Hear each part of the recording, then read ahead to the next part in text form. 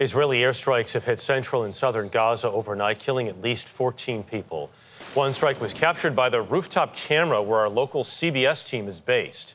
Our Elizabeth Palmer traveled with the Israeli military to Rafah to witness the extensive network of Hamas-built tunnels they uncovered.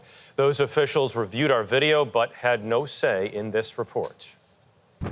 An Israeli armored truck took us into Gaza along the strip of desert that borders Egypt. Rafah city is a ruin. Israeli soldiers have just declared victory here after some of the fiercest fighting of the war. This is Tel al-Sultan, part of Rafah, and where, according to the IDF, Hamas made its last stand. When Israeli troops showed up in May, they found that every second house was booby-trapped with explosives. That accounts for the destruction above ground. Underground, Rafah is a maze of tunnels. The Israelis say they've blown up 8 miles of them so far. Clearly, a lot of effort has gone into the construction. 2 weeks ago, clearing an area after a battle, they discovered this one. It contained the bodies of 6 hostages who'd been executed just days before. It was devastating, especially as it's possible the army's advance provoked the killings. Rear Admiral Daniel Hagari.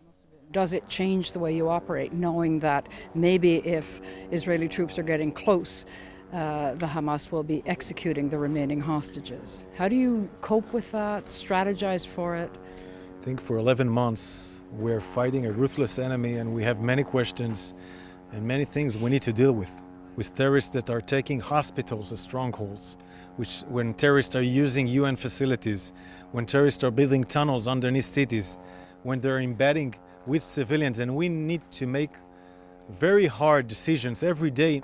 The Israeli army's mission is to eradicate Hamas, whose fighters move and hide inside Palestinian communities. But when the army wins, as it has in Rafah, the people lose stability, security, and the places they called home. And, of course, their lives. This war has inflicted a terrible trauma on both sides, and right now there is only the faintest glimmer of a hope of a ceasefire anytime soon. Michelle? Thank you, Liz Palmer.